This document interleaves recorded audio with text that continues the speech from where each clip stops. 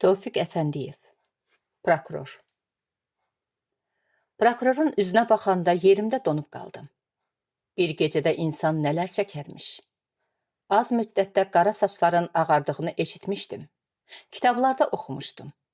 Gözlərimləsə ilk dəfə görürdüm. Onun bu vəziyyəti dözülməz idi. Prokuroru sevirdim. Sevgim ötəri deyildi.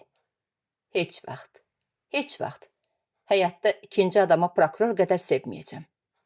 Prokurora olan istəyimə elə sadiq qalacam ki, bir nəfər qabağımı kəsib deyə bilməsin, dönük.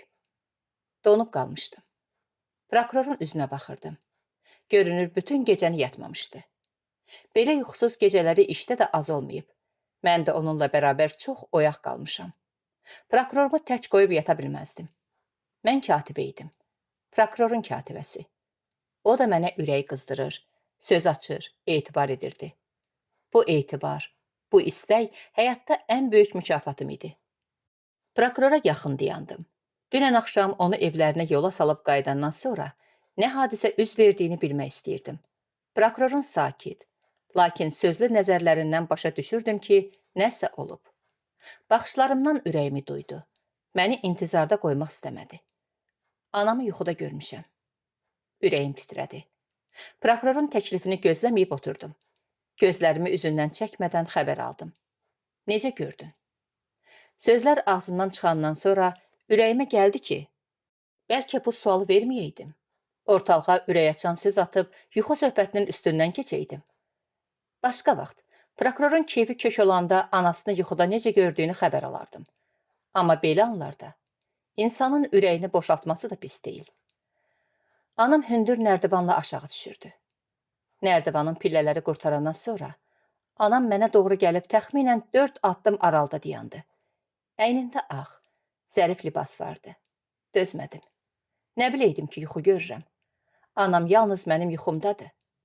Neçə vaxt onu görmürdüm. Görəndə istər-istəməz qışqırdım. Ana! O bir addım atıb durdu. Nə üçün irəli gəlmirsən? Deyə xəbər alıb, ona tərəf getmək istəyəndə əlini yuxarı qaldırıb qoymadı. Dayan, dedi. Qulaq as mənə. Libas da, belindəki tapanca da sənə yaxşı yaraşır. Ağlıma gəlməzdi ki, sən tapancalı vəzifə sahibi olarsan. Yoxsa qoymazdım. Deyərdim, nə sənət seçirsən seç, amma tüfəng, tapanca sahibi yox. Atam bu vəzifəyə sadiq olmadı. Əyri yol tutdu.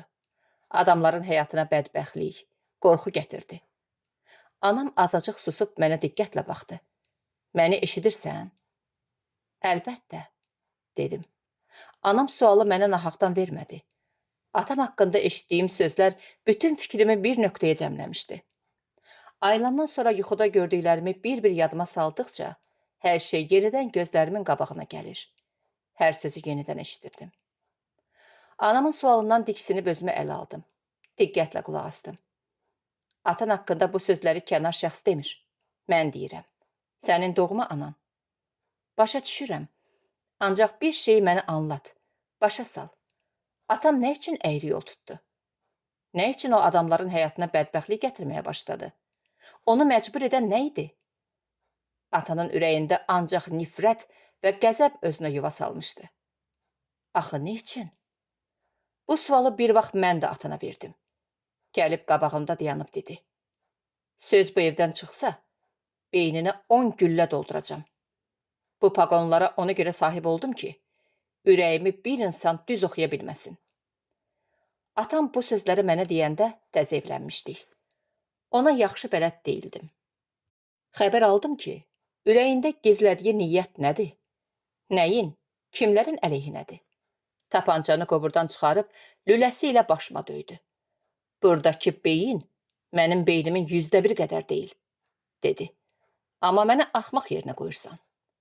Tapancanı qaytarıb yerinə qoydu. Getdi. Qızım, sənə xeyir dua verirəm. Amma ananın qarşısında and içməlisən. And iç ki, heç vaxt insanlara xəyanət etməyəcəksən. And içirəm, dedim. And iç ki, heç vaxt həqiqətə göz yummayacaqsan.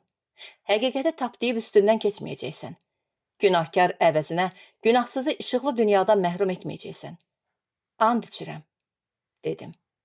İnsanın ağır günləri olur. Həyatdır. Bəzən insan çörək almağa da pul tapmır. And iç ki, ac günlərində belə haram tikiyə əl uzatmayacaqsan. And içirəm, dedim. Qalx, dedi. Qulaq as. Bilirəm, səni narahat edən nədir? Gecələri yatmayıb, qəlbinlə danışdıqlarının hamısını eşidirəm. Mənim ölümüm səni düşündürür. Özümü vurmağıma şübhə edirsən. Bir şeyi gözdən qoyma. Aç, kitab kimi oxu. Onda hər şey sənə aydın olar. O şey evimizdəki mücrüdür. Təkrar et, ana. Mücrü. Daha məndən heç nə xəbər alma. Ana üçün ən böyük səadət, uzun ayrılıqdan sonra övladını bağrına basmaqdır. Mən bundan imtina edirəm. Nə üçün? Nə üçün? Hara gedirsən? Bu sənin evindir. Anam ayaq saxlayıb arxaya baxmadan dedi. Məni çağırma. Sənə lazım olanda özüm gələcəm. İndi salamat qal. Anam qayıdıb gəldiyi nərdivanla qalxanda qışqırıb arxasınca qaçmaq istədim. Əllərini yuxarı qaldırıb sağa sola tərpətdi. Gəlmə.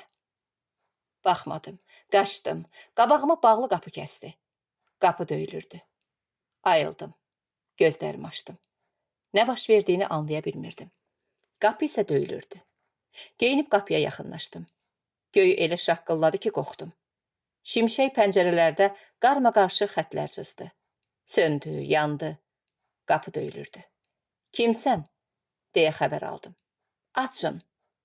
Yorğun qadın səsi idi. Ağlıma 100 cür fikir gəldi. Bəlkə yaralıdır. Açdım. Qadını görəndə duruxdum. Səs bu qadının səsi idi. Bu fikir ona görə məndə peyda oldu ki, qadının ümumi görkəmi ilə səsi uyuşmurdu. Əsəb insana nə yaman kökə salır? Kimdir? Nə istəyir? Heç nə soruşmadım. Qadın özü dilləndi. Bir stəkan su ver. Evə keçməsini rica etdim.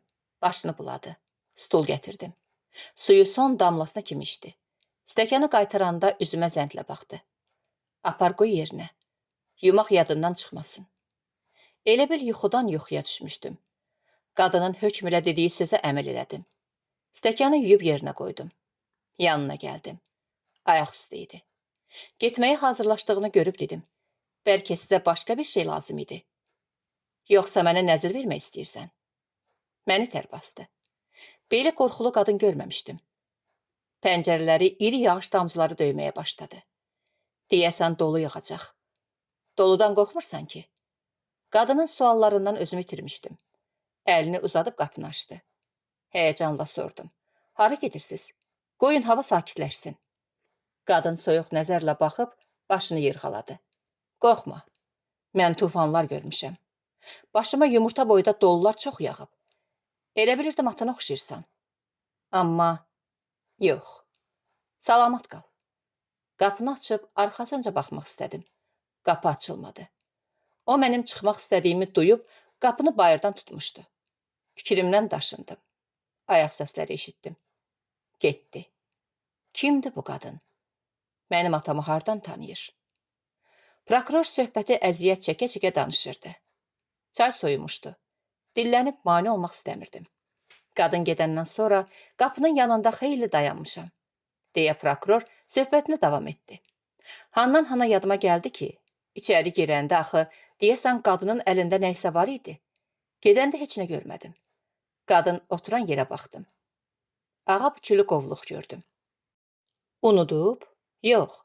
Qovluğu görəndə mən sən deyənin əksini düşündüm. Qadın bu qovluğu məhz mənə vermək üçün gəlibmiş. Su bəhanə idi. Amma bərk susamışdı. Həyat maraqlı, sirli insanlarla doludur, deyə düşünürdüm. Prokuror dilləndi. Mənə elə gəlir ki, bu qadını hardasa görmüşəm. Lap uşaq vaxtlarımda. Haqqında eşitmişəm. Axı bu qadını mən nə vaxt, harda görmüşəm? Prokuror xeyli dinmədi. Sonra dedi. İlahi, anam necə aydın danışırdı. Çayı təzələmək istədim, qoymadı. Qaşığı götürüb əncirin təminə baxdı. Güldü. Dedi, əla pişirmisən. Rəngi xoşuma gəldi. Mən susurdum. Bir gecənin içərisində prokurorun başına gələn hadisələrin təsirindən susurdum. yuxu, mücrü, gələn qadın, onun qoyub getdiyi dolu qovluq. Bunların hamısı insan taleyi ilə bağlı dərin və mürəkkəb məsələlər deyildimi? Hekayət, bu dərinliklərə enib oradan çıxa biləcəksənmi? Öz otağıma keçmişdim. Gözləyən vardı. Salmanı içəri buraxdım. Salman Abşeronun üzüm ustası idi. Prokuror iş üstündə onunla tanış olmuşdu. İçəri girib salamlaşdı. Gözümə bir cür dəyirsən, nasaz deyilsən. Prokuror razılıq etdi. Salman özü ilə 13-14 yaşlarında qız gətirmişdi. Əynində çit don vardı. Böyük olduğundan çiyinlərindən aşağı sallanırdı. Ətəyinin tikişləri sökülmüşdü. Ayağında nimdaş kimi ayaqqabısı vardı. Saçları dağınıq idi. Hiss olunurdu ki, bir vaxt yanaqları çiyələk kimi olub. İndi ondan solğun bir nişanə qalıb. Üzündə dəmrova bənzəyən talalar vardı. Qalın dodaqları çat-çat idi. Gözlərinin altı üfürülmüşdü. Danışdıqca əlinin biri ilə dirsəyini qamarlayıb, donun süzülən yerini gizlətməyə çalışırdı. Salman danışmağa başlayanda prokuror onun sözünü kəsdi. Mənə dedi ki, milis rəisi podpolkovnik Sadıq Ağayarovu, milis müstəntiqi Melkumyanı, baş müstəntiq İxtiyar Murtuzayevi yanına çağırım. Prokurorluq, milis və məhkəmə idarəsi bir binada yerləşirdi. Daxili telefonla zəng vurub çağırdım. Necə olmuşdu ki, hekayəti milis orqanında atası Məmmədyar Zəminzadə işləyən bir rayona prokuror təyin etmişdilər. 20 ildən artıq milis işində işləyən Məmmədyar Zəminzadənin iki qardaşı ayrı-ayrı kəndlərdə yaşayırdı. Şəhərdə olan qardaşı özünə hələ ailə qurmamışdı. Pilot idi. Aylarla şəhərə gəlmirdi. Nə sərnişin, nə də qırıcı təyyarə sürürdü. Həşəratları qırmaq üçün sahələrə dərman səpirdi. Prokuror əmisinin peşəsini xoşlayırdı. Əmim Tomralın peşəsi əladır. Prokurorla baş çəkmək üçün əmisinin mənzilinə gedirdik. Stolun üstündə daim 2 cümlə yazılmış kağız olurdu. Prokuror içəri girən kimi kağızı götürüb oxuyurdu. Sənə hekayətim var. Sənə şikayətim var. Tomral evdə olanda prokurorun kağızı oxuduğunu görüb gülümsəyirdi. Yenə həşəratların sayı çoxalıb. Pambıq, taxıl bir yana. Az qalıb dəmir ağacı da deşib içərisinə girsinlər. Demək pilot ayıqdır. Meşiyə də göz olur. Prokuror belindəki kəməri, tapanca qarşıq açıb əmisinin çarpayısının üstünə qoyurdu. Yemək hazırlayırdı. Tomral evdə olanda bir yerdə nahar edirdik. Nahar qurtarana kimi çay qaynayırdı. Prokuror əmisindən gülə-gülə xəbər alırdı. Bufetin alt sirməsinə baxmısan? Baxmışam. Şirlərin sayı çoxalıb. Onlara əla salam verdim. Dişlərini qıcıyıb üstümə cummaq istədilər. Dedim, ey, hamınız birdən yox. 40 əjdaha qırxınız da birdən ağzınızı ayırırsınız. Prokuror harda Seylon çaya rast gəlsəydi, alıb əmisinin evinə gətirirdi. Tomralın şirlərin hücumu zarafatına xeyli gülürdük. Hekayət əmisinin istəyini yerinə yetirib, orta məktəbi bitirəndən sonra universitetin hüquq fakültəsinə daxil olmuşdu. Onun mənzilinə gələndə döşəməyə baxıb deyirdi. Görürsən necə taxtalar vurublar? Tamahkar iş icraçısı parketləri satıb, əvəzinə yararsız taxtaları işlədib. Əmim məni hüquqşünas eləməkdə məqsədsiz deyil. Əmmə görə ən ali sənət dövlət qanununu qorumaq, icra etməkdir. Tomralın yaşadığı otaqla sənətə uyğun gəlmirdi. Geyimi haqqında bu sözləri demək olardı. İlk dəfə mənə elə gəldi ki, Tomralın otağına daxil olanda məni zərərli həşəratları qıran dərmanın iyi vuracaq. Otağa girəndə başqa aləmə düşdüyümü gördüm. Zövqlə seçilib alınmış 40-a qədər taxta rəflərin içərisi kitablarla dolu idi. Yazı stolunun üstündə müxtəlif heyvan fiqurları vardı. Tomral hekayət üçün yazdığı sözləri bu stolun üstünə qoyurdu. Sənə hekayətim var. Sənə şikayətim var. Çinarə, bilirsən bu stolun üstündə əmim hansı əsərləri qələmə alır? Evdə olduğu vaxtlarda stolunun arxasına keçir. Qırdığı həşəratların şəkillərini çəkir, izahat yazır. Dəftərləri vərəqləsən, həşəratların bütün xüsusiyyətlərinə bələd olarsan. Aydındır ki, əmimi stol arxasında düşündürən nədir? Aydındır, deyə cavab verdim. Bir vaxt gələr, əmimin bu əsərləri qaranlıqdan işığa çıxar, əllərdə gəzər. Mən buna əminəm. Otağı yığışdırıb qurtarandan sonra Əmisinin paltarlarına baxardı. Yuyulmalı olanlarını seçib bir tərəfə qoyurdu. Köynəklərinin, sürtüklərinin düymələrini yoxlayırdı. Düymə qırılıb düşübsə, təzəsini tikirdi. Genələn ilgəkləri kiçildirdi. İşini qurtarıb, əmisinin yazı stolunun arxasında otururdu. Sevdiyi cümlələri oxuyurdu. Sənə hekayətim var. Sənə şikayətim var. Bilirsən bunlar nə deməkdir Çinarə? Prokurorun əmisinə olan nadir istəyinin səbəbini getdikcə dərindən dərk etməyə başlayırdım. Hekayət xanım hüquq şöbəsinə girib əlinə sənəd alandan sonra birbaş əmisinin yanına gəlmiş. Onu evdə tapmayıb, stolun üstündə məktub görmüşdü. Qəbul olunduğundan xəbərim var. İndi bir şey yadında saxlamalı və vaxtı çatanda əməl eləməlisən. Universitetdə partiyaya daxil olmalısan. Şəhərə qayıtmağın bir xeyli çəkəcək. Nigaran qalma. Tomralın o vaxt yazıb qoyduğu məktub indi də prokurorda qalırdı. Qızı çoxdan tanıdığınızı söylədiniz. Bəli. Hadisəni təfsilatı ilə danışın. Axşamdan sürmə mənə dedi ki, səhər ət almaq sənin boynundadır. Yaxşı, təzə ət. Bu çətin məsələ oldu sürmə, dedim. Qəssab Dadaşbalanın dədəsi dirilsə də, sən deyən əti verməz. Salman, dükanda deyir təzə ət olur. Bilmirəm, sən niyə təzə ət ala bilmirsən? Sürməyə baxdım. Nə o gözünü məndən çəkdi, nə mən ondan. Qəssab Dadaşbala şəhərdə fironluq eləyir. Sürmə ilə mübahisənin yersiz olduğunu bilib, dinməz söyləməz evdən çıxdım. Birbaş Dadaşbalanın dükanına getdim. Dükanın qabağı adamla dolu idi. Biraz aralıda ayaq saxladım. Fikirləşdim ki, ət alsam, gərək bugün işin üstündən qələm çəkəm. Nə edim? Durum durmayım. Bu vaxt havada ağ, qara pulların oynadığını gördüm. Pulları Qəssab Dadaşbala elə tulladı ki, elə bir lülə ağzından çıxdılar. Yerə tökülüb, hərəsi bir tərəfə diyirləndi. Qəssabın hərəkəti mənə pis təsir elədi. Gözlərim qaraldı. İrəli getmək istədim, görüm ki, nə əhvalatdır.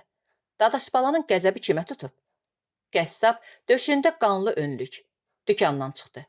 Növbədə dayanan adamları itələyib, ley sərçənin içinə cuman kimi, qız uşağının üstünə cumub növbəsindən çıxartdı.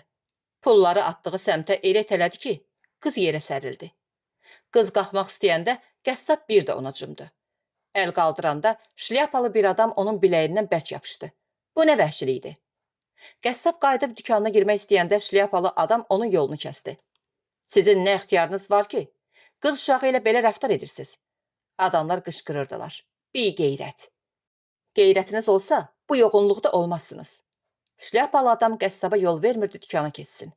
Deyin görək nəyə görə qızı təhqir edirsiniz? Pulları nə üçün ayaq altına tullayırsınız? Qəssabın ağzı camış ağzı kimi köpüklənmişdi. Hisslə şlyapalı adamı itələdi. Şlyapalı cansız idi. Az qaldı yıxılsın. Özünü düzəldib qəssaba doğru getmək istəyəndə, qəssab dükana girib qapını çırpıb bağladı. Bıçaqları, ət doğradığı baltanı buradan ora, oradan bura ata-ata şlyapalı adama dedi. Bunun vidinə fasonuna bax. Bu da özünü kişi hesab eləyir. Uzun bir qadın mənə tərəf gəldi. Salman, milisə xəbər vermək lazımdır. Milis işçiləri hardadır? Qabanı tutmaq lazımdır. Dükanı bağladın. Fikir məni götürmüşdü. Qıza tərəf döndüm. Qadın arxadan məni bir də səslədi. Bura bax Salman, məni tanımadınız? Tanıdım. O mənim uşaqlarıma rus dili dərsi verirdi. Eleonora müəllimə idi. Müəllimə bağışlayın, dedim. Qıza tərəf getdim. Növbəyə dayananlar yerə səpələnən pulları yığdılar. Üstünü düzəldib qıza verdilər. Qıza yaxın gəlib xəbər aldım. Sən Lermontov küçəsində olmursan? Qız anlaya bilmirdi ki, bu nə işdi onun başına gəlib. Kövrəlib cavab verdi. Orada oluram. Adamlar təvəqqə elədilər ki, onu evlərinə aparım. Dedim təvəqqə lazım deyil. Qohumlarının evində qalır. Siz bazardan çıxana qədər hadisə yerinə milis işçisi gəlmədi? Gəldi. Milis nəfəri gələndə qıza kömək edən şlyapalı adam getmişdi? Xeyr, getməmişdi. Milis işçisi şlyapalı adama dedi ki, hər kiçik şeydən ötürü hayküy salıb adamları yığmaq, cəmaatın başına qatmaq lazım deyil. Növbə düzəltdi. Qəssaba dedi ki, şlyapalı adamı qabağa salsın, yaxşı ət çəkib versin. İşə tələsir. Şlyapalı adam növbədən kənar ət verilməsinə etiraz elədi. Çox üzdən gedirsiniz, yoldaş milis işçisi. Nə edək? Qəssabı asaq? Müstəntiq Murtuzayev Salmanın sözünü kəsib, narazı halda ondan xəbər aldı. Nə üçün milis uşaq evinə getməmsiniz? Prokurorun onsuz da işi çoxdur. Çoxdur. Mən də bilirəm, yoldaş müstəntiq. Amma mən belə hesab elədim ki, prokurora müraciət etsəm yaxşıdır. Nəyə görə belə fikirləşmisiniz? Nəysə mən belə qərara gəldim, yoldaş patpolkovnik. Milis rəisi Sadıq Ağayarovun, müstəntiq İxtiyar Murtuzayevin suallarından başa düşürdüm ki, Salmanın Güləbətini birbaşa prokurorun yanına gətirməyindən narazıdırlar. Prokuror düşünə bilərdi. Salman xüsusi tapşırıqla onun yanına gəlib. Prokurora demək istəyənlər var ki, qanunların ən çox pozulduğu sahə onun atası Zəminzadənin başçılıq elədiyi sahədir. Qəssab Dadaşbala Zəminzadənin sahəsində ət satır. Qəssabın haqqında şəhərdə qəribə söhbətlər gedirdi. Qəssab Dadaşbala ortancıl qızını da köçürtdü. Yataq otağı, yeməkxana, mətbəx üçün mebellər dəsti öz yerində. Volqa markalı qara maşın cehiz verdi. Qız isə atasından küsüb gedib. Köhnə məktəb yoldaşına belə deyib. O adamın zil maşını yoxdur. Nə ölümdür, evlənməsin. Nə olsun, Allahın püfetçisi Balaxanım da qızına Moskvit cehiz alıb. Salman otaqdan çıxandan sonra heç kim dinib danışmadı. Belə sükutlar prokurorun otağında çox olurdu. Sükut içərisində mən həmişə öz-özümə sual verirdim. Görəsən, bax bu saat prokuror nə düşünür? Salman gedəndən sonra prokurorun nə barədə düşündüyü elə bil mənə aydın idi. Mənə elə gəlirdi ki, Qəssab Dadaşbala Zəminzadənin sayəsində qudurub. Salman Güləbətini qoyub getmişdi. Güləbətin həyatında ilk dəfə idi, qanunları qoruyan adamların arasında idi. Bu qanunlar ona nə verəcək? Güləbətin bu haqda heç nə bilmirdi. Güləbətin kim idi? Necə olmuşdu o kəndindən, ailəsindən ayrılıb şəhərə düşmüşdü? Güləbətin evində qaldığı adamlar kimlərdi? Yaxınmı, uzaqmı, doğrudanmı qohum idilər? Qohumun hamısı bir olmuş. Güləbətinin qohumları necə adamlar idi? Nə üçün Güləbətin təhqir olunmuşdu? Nə üçün Qəssab Dadaşbala Güləbətinin heysiyyatını ayaqlar altına salıb tapdaladı? Bu ixtiyarı Dadaşbalıya kim vermişdi? Dadaşbalada olan bu qeyri-insani rəftarın mənbəyi hardan gəlirdi? Prokuror Güləbətinə qarşı işlədilən təhqiri cinayət hesab edib, işi müstəntiq Melkumyana tapşırdı. Prokuror üzünü Melkumyana tutdu. Güləbətin evdən çoxdan çıxıb, ac ola bilər. Melkumyan Güləbətinlə qapıya doğru getdi. Güləbətin otaqdan çıxandan sonra prokuror Melkumyanı saxladı. Bir dəqiqə, Melkumyan yoldaş. Eşidirəm sizi, yoldaş prokuror. Yadınızda varmı? Siz mən oxuyan orta məktəbə gəlib məşğələlər aparırdınız. Bizə yol qaydalarını öyrədərdiniz. Nə üçün yadımda deyil, yoldaş prokuror? Yaxşı yadımdadır. Belə anlarda mənimlə rəsmi danışmaya bilərsiniz. Mənə sadəcə hekayət deyin. Yox, yoldaş prokuror, onu edə bilməyəcəm. Nə üçün? Siz o zaman mənə hekiş deyə müraciət edirdiniz. Hamısı yadımdadır. Tapancanız vardı, amma balaca idi. Adi paltar giyirdiniz. Elə bağlayırdınız, köynəyinizin altından görünmürdü. Bilirsiniz niyə, yoldaş prokuror? Bəzzat uşaqlar tökülürdü dalımca. Deyirdilər, Melkumyan, tapancanı çıxart göstər. Mən o qədər uşağın hansına tapanca göstərəydim? Amma göstərirdim. İri uşaqlar vardı. Balacalar onlardan qorxurdular. Böyükləri əldə saxlayardım. Melkumyan Şamaxının mədrəsə kəndindən idi. Neçə il idi, kəndə ayağı dəymirdi. Güləbətin də Şamaxı torpağında doğulmuşdu. Güləbətinin işi ilə əlaqədar bir neçə gün kətdəki evlərində, qohum əqrabasının yanında qala bilərdi. Əlbəttə, bu müstəntiq üçün ikinci dərəcəli iş idi. Apardığı istintaq işlərini, dəqiqliyini, obyektivliyini, səliqəsini prokuror bəyənirdi. Melkumyan otaqdan çıxandan sonra prokuror düşüncəli halda dilləndi. Sadıq yoldaş, nə üçün birinci bölmənin işi belə qarmaqarışıqdır? Sizcə Qəssab Dadaşbala kimin sayəsində belə quduzlaşıb? Kimə güvənir? Prokuror müstəntiqə tərəf döndü. Baş müstəntiq Murtuzayev yoldaş, mən sizi ona görə ləngitdim ki, sualımı siz də eşidəsiz. Prokuror ilk dəfə idi atası Zəminzadənin başçılıq etdiyi sahənin işindən söhbət salırdı. Sualları eşidəndə ətim ürpəşirdi. Yuxu, mücrü, qovluq. Qovluğu qoyub gedən qadın. Mənə elə gəldi ki, hekayət alov içərisindədir. Hekayət, gözlərimin işığı. Alovun içərisi ilə hara addımlayırsan? Sadıq Rzayeviçi tutulmuş vəziyyətdə görürdüm. Prokurorun sualları ona bərk yer eləmişdi. Ağır məzəmmətdir, yoldaş prokuror. Bu sözləri deməyə mənim səlahiyyətim çatır. Mən səlahiyyət məsələsini nəzərdə tutmamışam. Hər şey bir yana. Siz öz atanız haqda fikir deyirsiniz. Mən sizə başqa söz demək istədim, Hekayət xanım. Xahiş edirəm. Fikrinizi açıq deyin. Bizim işimiz açıqlıq tələb edir. Hər birimiz istintaq altında deyilik. Sadıq Rzayeviç güclə gülümsədi. Məmmədiyar Zəminzadə 20 ildən artıqdır milis sistemində işləyir. Narahat gecələr, narahat anlar keçirib. Günlər, saatlar üst-üstə qoyulsa, illərlə yatmayıb. Bunu hamıdan yaxşı gərək siz biləsiz. Siz çox gecələr ata deyə-deyə atasız yuxuya getmişsiniz. Ananız sizi güclə kiridib ki, atan gələr. Lakin atanız kim bilir hansı hadisə yerindəymiş. Məmmədyarın əlləri çapıq-çapıqdır. Bu çapıqlar adamlarımızın rahatlığını pozan xuliqanların əlindən bıçağı alan zaman əmələ gəlmişdi.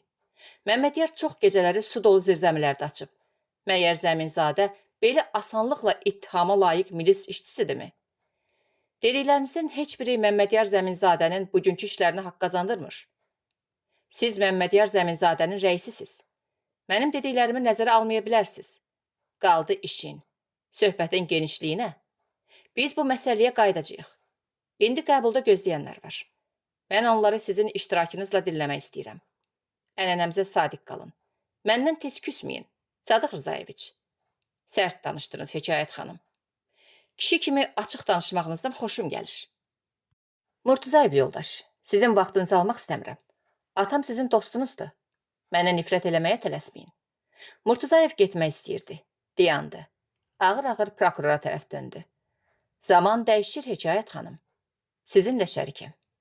Siz Zəminzadəyə irad tutmaq üçün 25 il işləməlisiniz. Bu fikrinizə tamamilə ziddəm. Bir gün gələr, atanız haqqında bu səhv fikriniz sizə çox əzab verər.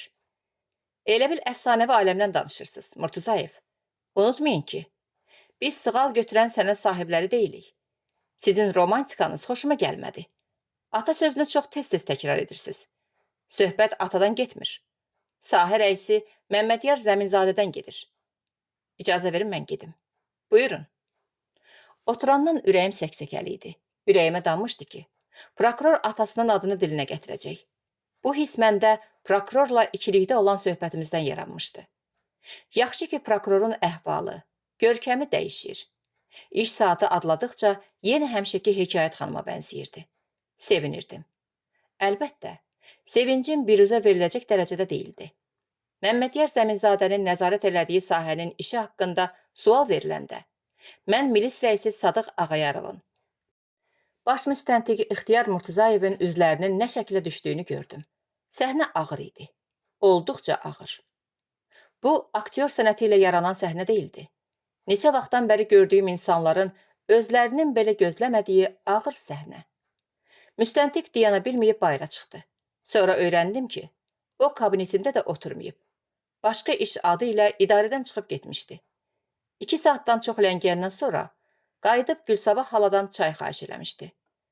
Məmmədyar Zəminzadənin adının çəkilməsi qəlbimə ona görə narahatlıq gətirirdi ki, mən prokuroru sevirdim. Sualdan sonra prokurora acığım tutmadı. Onu zalım, nankör hesab etmədim. Əksinə, məndə prokurora qarşı kövrək hisslər yarandı. Bilmirəm, nə demək istədiyim sizə aydın olurmu? Məni qınamayın. Bəzi adi şeyləri mən özüm dərk edib başa düşə bilmirəm. Mənim prokurora heyfim gəlirdi. Axı mən az-çox Məmmədyar Zəminzadəni tanıyırdım. Prokuror bu qədər gənc, təcrübəsi isə az idi. Eşitdinizmi Murtuzayev nə dedi? Zəminzadəyə irad tutmaq üçün hələ 25 il işləməlisiniz. Allah eləməsin, mən heç vədə istəmirəm prokuror vəzifəsini itirsin. Yox, heç vaxt. Heç vaxt bu olmayacaq. Prokuror təmizdir. İnsanların dostudur. O bizim qanunlarımızın dönməz, cəsarətli, həm də ağıllı keşişçisidir. O hələ işə yenicə başlamışdı. İşlədiyinin bu günlərdə vurtut 1 ili tamam olacaq. Məmmədyar Zəminzadə qızının 1 illik prokurorluq fəaliyyətini böyük bayram kimi qeyd etməyə hazırlaşır. Qadın hardan peyda oldu? Ne üçün prokuror belə ağır yuxu gördü? Ertəsi gün günortaya qədər işlər sakitcə keçdi. Nahar fasiləsi üçün qapını bağlamaq istəyəndə, milis rəisi Sadıq Rzayeviç sinəsini irəli verib zarafat elədi. Çinarə, nə etmək istəyirsən? Olmaya bizimlə qəsdin var. Milis işçisi olan yerdə qapı bağlamaq asan iş deyil.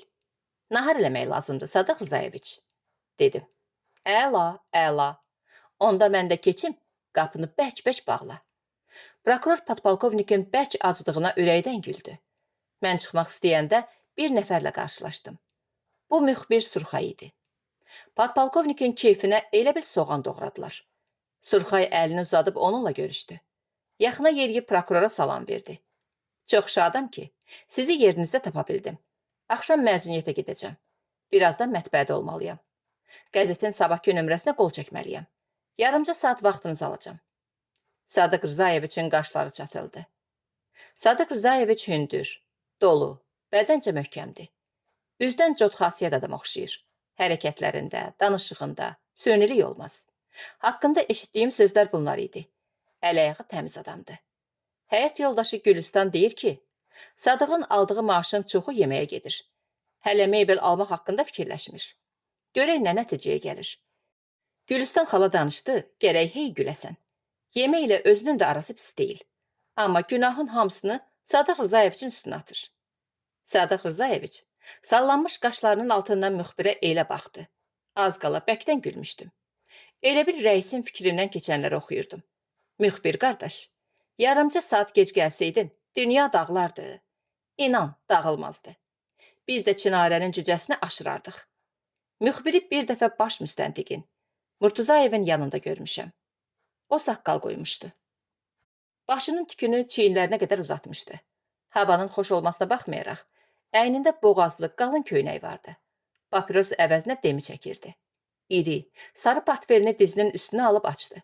İçərisindən kağız, qələm çıxarıb, stolun üstünə qoydu. Demini yandırdı. Üzünü prokurora tutdu. Görürsünüz, birinci görüşümüz kimi, ikinci görüşümüz də tələsikdir. Nə etmək olar? Biz jurnalistlərin görünür taleyi belədir. Bir neçə sualıma cavab vermənizi xahiş edirəm. Məni maraqlandıran nədir? Əvvəl bunu deməliyəm. Prokurorla Surxayın birinci görüşü yaxşı yadındadır. Surxay Azərbaycan Dövlət Universitetini bitirmişdi. Prokuror birinci kursa qəbul olunanda, o üçüncü kursda oxuyurmuş. Bir yerdə tələbəlik həyatı keçirmişdilər. İllər adlamış, onlar yenidən görüşürdülər. Surxayın xaricdən necə dəyişdiyi gözlərimin qabağında idi. Daxilindən xəbərdar deyildim. Surxay işlədiyi qəzetin səhifələrində insan və qanun mövzusunda məqalələr verilirdi. Məqalələri oxuyurduq. O mövzu ilə əlaqədar bir gün əvvəl məhkəmə iclasında iştirak eləmişdi. Onu maraqlandıran məhkəmədə prokurorun çıxışı idi. Müxbir demisini sümürdü. Başını yuxarı qaldırdı. Tüstünü havaya buraxdı. Saqqalını bir əlinin dalı ilə sürtə-sürtə dedi. Məhkəmədəki çıxışınız haqqında fikrimi açıq deyəcəm. Müxbir sustu. O prokurordan söz eşitmək istəyirdi. Eşidə bilməyib, söhbətinə davam etdi. Elə bilməyin ki, sizi sevindirəcəm, prokuror yoldaş. Nə etmək olar? Görünür, biz jurnalistlərin işi belədir. Ən yaxından tanıdığımız adamlar haqqında da fikrimizi açıq deməliyik. Çıxışınız xoşuma gəlmədi. Sadıq Rzayeviç əlini çənəsinə dayaq verib müxbirə baxırdı. Siz məndən soruşsanız ki, nəyə görə çıxışınız xoşuma gəlməyib, səbəbini deyə bilərəm. Bunu sizdən xahiş etməyə ehtiyac yoxdur. Söhbətinizə davam edin. Gözləmədiyim halda Sadıq Rzayeviç dilləndi. Hiss elədim ki, rəisin dedikləri müxbirə xoş getmədi. Kinaya qarşıq tonda cavab verdi. Sözlərinizdəki eyham mənə çatır. Sadıq Ağayarov yoldaş. Düz söz acıdır. Prokuror dövlət qanunlarını möhkəm qorumalıdır. Sizin çıxışınızda bunu görmədim. Bilmirəm, bəlkə də kifayət qədər təcrübəniz olmadığına görə belədir. Siz oğruları ittiham etmək əvəzinə müdafiə etdiniz. Hətta məhkəmədən tələb etdiniz ki, oğruları buraxsın. Prokuror hüququnda yox, vəkil rolunda çıxış etdiniz. Dediklərimdə səhv yoxdur ki, yoldaş prokuror. Varsa deyin. Maraqlıdır, mən səhv edəm. Çox maraqlıdır. Ola bilsin ki, siz və podpolkovnik mənim dediklərimlə razılaşmayasınız. Ancaq bir şey unutmayın. Mən sözümü qəzetimizin lap bu nömrəsində deyə bilərəm. Bunun üçün sizə nə kimi kömək lazımdır? Deyə prokuror Müxbirdən xəbər alanda o çiyinlərini dartdı. Köməklik? Çox təəssüf ki, mən sizin çıxışınız haqqında müsbət yox, tənqidi məqalə yazmalı olacağam. Mənim haqqımda tənqidi məqalə yazacaqsınızsa, mən sizə kömək edə bilmərəm. Siz deyəsən, tələbəlik illərində mənimlə etdiyiniz zarafatlara qayıdırsınız. Təəssüf ki, buna vaxt yoxdur. Və nə də biz dünənki tələbələrik. İndi biz rəsmi işçilərik. Onda gəlin biraz açıq danışaq. Siz məni günahlandırırsınız ki, mən oğruları müdafiə eləmişəm.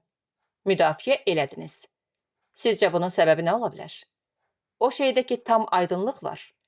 O şeyi ki, biz gözlərimizlə görürük. Burada səbəb haqqında sorğu-suala ehtiyac yoxdur. Siz düşündüyünüz kimi olsa, onda məndən yazacağınız tənqidi məqalə bir tərəfli olar. Qarşıya suallar çıxar. Suallara oxucu cavab tapmayanda məqalənizdən narazı qalarlar. Axı biz, prokurorluq, məhkəmə və milis işçiləri qanunlarla dəlilləri yox, insanı müdafiə edirik. Dəhşətli yanlışlıq. Deməli, bizim qanunlarımız sizin üçün heç nədir? Yoldaş Surxay, qanun insanı müdafiə etmək üçündür. Adamların həyatına, əməyinə mane olan yabancı ünsürləri təmizləmək lazımdır. Yoldaş prokuror. Necə təmizləmək? 2 nəfəri islah etmək lazım idi ki, oğurluğun nə olduğunu anlasınlar. Bu başqalarına da ibrət dərsi olardı. Ələyrilər, oğrular sizin çıxışınızdan nə nəticə çıxara bilərlər? Mən məqaləmdə məhkəmə sədri haqqında da sözümü deməliyəm. Sizin çıxışınızdan sonra məhkəmə sədrinin ovqatını görüb, yanımda əyləşənlər pıçıldaşdı ki, oğrular buraxılacaq. Yoldaş Surxay, nə üçün siz məhz istəyirdiniz ki, mühakimə edilənlər yalnız türməyə getsinlər? Həbsxana yeganə tərbiyə vasitəsi ola bilməz. Dediklərinizi olduğu kimi yazıram. Həbsxana yeganə tərbiyə vasitəsi ola bilməz. Bloknotu örtüb dedi. Sizinlə danışmağa bir jurnalist kimi artıq hesab edirəm.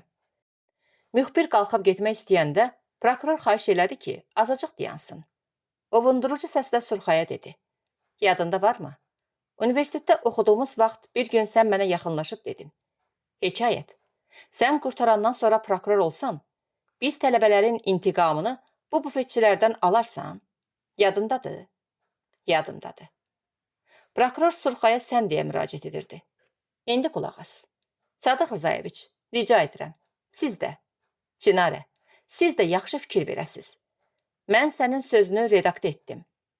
Dedim bufetçilərdən yox, bufetçidən. Sən onda da biraz kəm hövsələ idin. Bilirsən ki, bunu bütün tələbələr deyirdi. Düzdür, yaxşı oxuyurdun. Amma özündən çox razı idin. Bu özündən razılıq sənin hörmətinə pis təsir edirdi. Ancaq hər halda yaxşı tələbə idin. Mən sənin sözünə düzəliş verəndə narazı qaldın və dedin, bu olmadı. Niyə? Gülüb səndən xəbər aldım. Ona görə gülürdüm ki, bilirdim ki, mənə nə cavab verəcəksən. Xahiş edirəm, məni siyasətə çəkmə dedin. Mən səni inandırmağa çalışdım ki, institutların özündə, orta məktəblərimizdə, başqa müəssisələrimizdə elə bufetçilər işləyirlər ki, təmiz adamlardır. Qayıq keçdilər. Misal da gətirdim. Yox deyib durdun. Hələ mənə güldün də. Bufetçi, təmiz. Bufetçi, qayığı keş. Yadındadır. Bu bizim tələbəlik illərimizin söhbəti idi. Bir tərəfdən də zarafat idi. Sənin oğru adlandırdığın Sərxanla Əliqulu 10-cu sinifdə oxuyurlar. 1-ci sinifdən 10-cu sinifə kimi yaxşı oxuyan 2 şagird necə olub oğurluğa əl atıblar? Cinayət ediblər. Prokuror hadisəni ürək ağrısı ilə danışdı. Məktəbdə əlifba bayramı yaxınlaşır. Məktəb bayrama hazırlıq görür. Əlifba bayramında 10-cular əlifbanı tamamlayıb, ana dilinə keçən 1-ci sinif şagirdlərinə dəftər, rəngli karandaş verirlər. Bayrama başlamaq üçün şagirdləri məktəbin klubuna dəvət edirlər. Hər kəs öz hədiyyəsi ilə otağa doğru qaçır. Sərxanla Əliqulu nə etsinlər? Pulları olmadığından hədiyyə almayıblar. Əlboş içəri girsinlər. Yoldaşlarının gözlərindən yayınıb getmək istəyirlər. Nəticə necə olar? Onlara deməzlər hədiyyədən ötürü qaçıblar. Bir də yekə kişilərdir. Evə gedib nə desinlər? Kimdən pul istəsinlər? Balacaları isə təbrik etmək lazımdır. Əliqulu ilə Sərxan qoltuqlarında dəftər kitab dəhlizin bir küncündə xısınlaşanda bufetçi Simuzərin bayıra çıxıb maşına oturaraq getdiyini görürlər. Sərxan Əliqulunu dartışdırır. Gedək. Nə olub? Sorğunu sonraya saxla. Onlar gəlib büfetin yanında dayanırlar. Əliqulu Sərxanın fikrini başa düşür. Ətrafda adam olmadığını görüb büfetə girirlər. Bu vaxt pulu götürməyi unudan bufetçi maşınla geri qayıdır. Bufetə girən kimi nə baş verdiyini anlayır. Dərhal milisə zəng vurur. Beləliklə Əliqulu ilə Sərxan yaxalanırlar. Prokuror ilk sualı Sərxana verir. Oğurluq etdiyiniz vaxt nə fikirləşirdiniz? Fikirləşirdim ki, biz cinayət eləmirik. İndi də bu fikirdəsiz? Bəli. Siz cinayət etmisiniz. Cinayəti biz yox, bufetçi edir. Prokuror az dayanıb yenə sual verir. Bufetçinin göstərdiyi pulun miqdarı düzdür? Düzünü desək inanarsınız? İnanaram. Bizim puldan xəbərimiz yoxdur. Bufetdən götürdüyümüz 16 plitka şokoladdır. Siz oğruların sözlərinə doğrudan da inandınız? Deyə müxbir prokurora sual verdi. Cavab gözləməyib əlavə etdi. Məncə Sərxanın və Əliqulunun yerinə başqa 2 nəfər olsaydı, sizdə bu inam yaranmazdı. Prokuror müxbirə diqqətlə baxıb, üzünü milis rəisinə tutdu. Sadıq Rzayeviç, dedi. Müxbir yoldaş mənə demək istəyir ki, Sərxan görkəmli aktrisa Şəfək xanımın oğlu olmasaydı, indi türmədə olardı. Yox Surxay, insan və qanun haqqında bu qədər dayaz düşünməyin. İnsan taleyini qaşgöz işarələri ilə həll etməyin necə faciələr doğurduğunu dərk etmək, görünür, hələ də bəzilərimiz üçün mümkün deyil. Sərxan riya ilə, əyriliklə mübarizə aparan ailədə doğulmuş və böyümüşdü. Anası Şəfək xanım səhnədə həmişə əli əyrilərə, xəbis və xainlərə qarşı durmuşdu. Sərxan evlərinə haram tikənin gəldiyini görməmişdi. Onun atası ömrü boyu teatrda işıqçı olub, mahir işıqçı. Mən psixoloji əsərləri yeni, sadə quruluşda görəndə, işıqların tamaşadakı roluna təəccüb qalmışam. Bir tərəfdən pak, təmiz ailə, 2 sənətkar, digər tərəfdən böyük tərbiyə məktəbi. Elə məktəb ki, orada bizim gənc nəsil kommunist tərbiyəsi alır. Bəs oğru hisslər Sərxanın, Əliqulunun qəlbinə hardan, nə vasitə ilə soxulmuşdu? Baş verən cinayətin özəyi bu suala bağlıdır. Sən demə, ailə ilə məktəb arasında bəzən bir məktəb də varmış. Bu məktəb Sərxan kimi şagirdlərə gizli oğurluq dərsi verirmiş. 2 gün əvvəl Çinarə ilə rast gəldiyimiz hadisəni sizə danışmalıyam. İş vaxtı qurtarmışdı. Çinarə, dedim, evə tələsməyək, piyada gedək. Hava o qədər xoş deyildi. Külək hərdən tozu üstümüzə vururdu. Dayanıb üzümüzü küləyə əsməyən tərəfə çevirməli olurduq. Yolumuzu Nizami kinoteatrının yanından saldıq ki, bəlkə bir filmə baxaq. Kinoteatra çatmağımıza az qalırdı. Tini dönəndə Çinarə tiksindi. Nə oldu? Deyə xəbər aldım. Çinarə güldü. Sağ tərəfinə baxıb dedi. Uşaqlar elə dayanıblar. Qorxdum. Maraqlandım. Uşaqlar necə dayanıblar ki? Çinarə onlardan qorxub. Arxaya, ətrafa baxdım. Elə bir şey görmədim. Yalnız 4 nəfər bir-birinə sığınıb papiros çəkirdi. Bizi görürdülər. Amma əhəmiyyət verməyib söhbət edirdilər. Çiranənin diksilməyi, qorxdum deməsi məni biraz da maraqlandırdı. Onlara yaxın dayandıq. Özümüzü elə göstərdik ki, güya kimisə gözləyirik. Siqareti sən də bufetdən almısan? Deyə onlardan biri sual verdi. Dördlərin məktəbli olduqları bizə aydın idi. Diqqətimiz onların söhbətində idi. Neçəyə aldın? Neçəyə alacam? İsmolla siqareti həriyə bir qiymətə verir. 10 qəpik artıq verməlisən vəssalam. Yoxsa dədəsi gələ, verməz. Deyəcək nə siqaret? Ağzınızdan qan iyi gəlir. Məktəbin bufetində siqaret satılır. Hələ yaxından yapışıb direktorun yanına da aparar.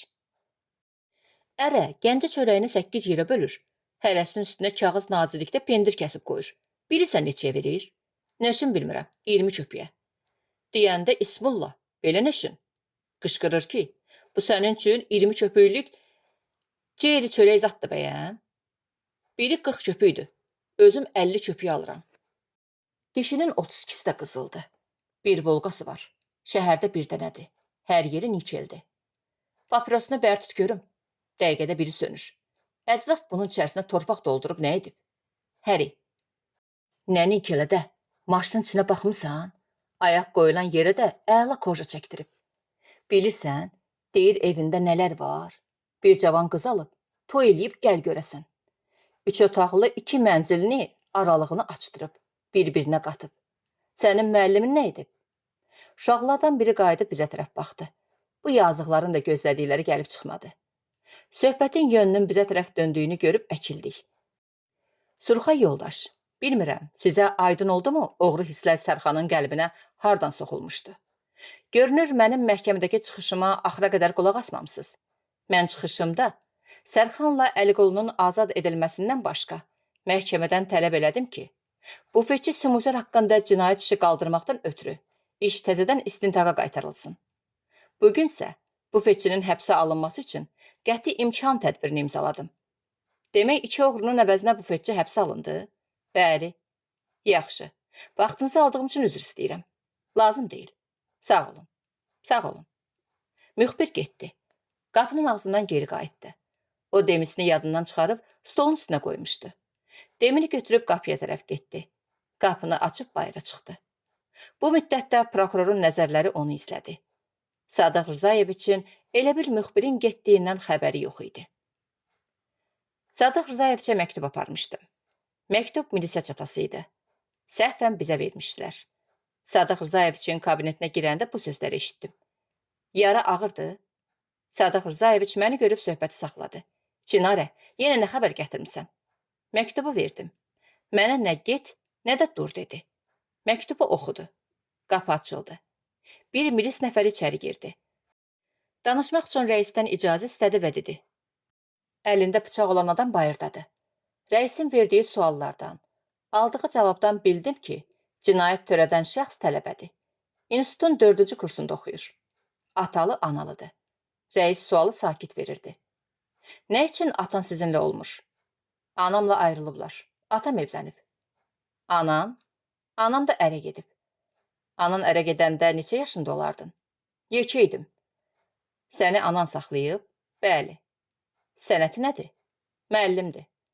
Bəs atalığın? Muzikantdır, klarnet çalır. Səninlə münasibəti necədir? Pis deyil. Neçə yaşın var? 25. İnstitut bitirməliydin. Biraz gec girmişəm. İşləyirdin? Yox. Niyə güldün? Gülmədim. Nə işləyəcəkdim? İndi necə? Həm oxuyub, həm işləmək olar. Səni mənim yanıma gətirən leytinant gecələri çörək dükanlarına qarovul çəkib, gündüz oxuyub. Anasını, kiçik qardaş bacısını saxlayıb. Bax, bu leytinant. Elə bir rəis məni cinayət törədən şəxsin həyatını bilmək üçün saxlamışdı. Səhəri gün Danqanın anası Şeyda prokuror İbrahimovun qarşısında göz yaşları axıdırdı. Ananın göz yaşları axan gündən 4-5 il keçmişdi. İndi həmin ana prokuror Hekayət xanımdan oğlu üçün imdad istəyirdi. Prokuror deyirdi. Sizin ana kimi nə çəkdiyinizi bilirəm. Elə bilirsiniz bizim qəlbimiz, ürəyimiz dəmirdən, daşdandır. Güloğlan restoranda yeyib içəndən sonra yoldaşları ilə bayıra çıxmış. Növbədə dayanan milis nəfərinə yaxınlaşıb papirosunu yandırmağa ondan tələb eləmişdi. Milis nəfəri Güloğlanı dəfələrlə intizama dəvət eləmişdi. Bildirmişdi ki, onun başını qatır. Şəhərin ən qarışıq yeridir. O piyadaların, maşınların gedişini tənzimləyir. Ona mane olmaq bədbəxt hadisə ilə nəticələnər. Güloğlan milis işçisindən əl götürmüş. Onu məcbur edir ki, kibrit çəkib papirosunu yandırsın. Yoxsa milis işçisindən ötürü pis olacaq. Maşınlar daldala düzülüb qalır. Tələsən sürücülər fit verməyə başlayırlar. Küçənin o üz bu üzü piyadalarla dolur. Danqa əl çəkmiş. İkinci milis nəfərinin gəldiyini görüb əl qaldırmaq istəyəndə onu arxadan tuturlar. Ana yalvarırdı. Gedib həmin milis işçisinə yalvaracam. Nə qədər xərci istəsə verəcəm. Oğlumu buraxın. Onun bircə ili qalır institut bitirsin. Yad kişinin pulu ilə oxuyur. Oğlum sərxoş olub, ağlı başında olmayıb. Mən şəhərdə yaşasam, o belə etməzdi. Mən rayonda, o burada. Bilirsiniz ki, uşaq başsız olanda yolunu aza bilər. Bizim borcumuz onlara kömək eləməkdir. Sizdən təvəqqə edirəm. Gördüyüm hər iki səhnə 4-5 il bundan qabaqçıda, indiki də ağır səhnələr idi. Ona görə ki, ana yalvarırdı. Ana göz yaşı tökürdü. Danqa neçə il yatıb gəlmişdi. Ona düşən cəzanın yarısını vermişdilər. Ağır burası idi ki, nə ana bu güzəştdən nəticə çıxarmışdı, nə oğul. Ana prokurorun ayaqlarına düşməyə hazır olduğunu bildirəndə, patpolkovnik başını 250 qamarladı. Güloğlanın anası Şeyda hündürtəhər qadın idi. Gözlərində, qaşlarında sönü rəng yox idi. Nə vardısa, Hamısı özününki idi. Qısa kəsilmiş saçları qara idi, hərəkətləri, danışığı iti idi. Güloğlanın atasını sevmədiyindən dinməz söyləməz ondan uzaqlaşmışdı. Oğlunu özü ilə aparmışdı. Onu saxlayıb böyütmək üçün geçmiş həyat yoldaşından bir qəpik də almamışdı. Bir neçə ildən sonra Şeyda Şəmistan adlı birisinə ərə getmiş, özünə ailə həyatı qurmuşdu. Şəmistanın Şeydanı qəlbən sevdiyini görən Güloğlan çırtıq vurub oynamış. Qət eləmişdi ki, ömrü boyu təmin olunub ona işləmək lazım deyil. Anası cavandı. Şəmistan klarnet çalacaq, pul arx suyu kimi axıb gələcək. Şeyda isə Güloğlandan heç nəyi əsirgəməyəcək. Güloğlan istədiyi kimi, işsiz peşəsiz, qayğısız, məsuliyyətsiz yaşamağa başlamış, özünə Danqa ləqəbini vermişdi. Mənə Danqa Güloğlan deyərlər. Mənim üçün heç kəs, heç nə hədd deyil və ola da bilməz. Şeydanın bütün faciəsi buradan rişə atmış, getdikcə kök salmışdı. Prokuror Danqanı içəri çağırdı. Mən Danqanın pörtdüyünü görürdüm. Görəsən nə üçün pörtüb, deyə düşünürdüm. Ona görəmi pörtüb ki, döşlərindən süd əmdiyi ana göz yaşları axıdır.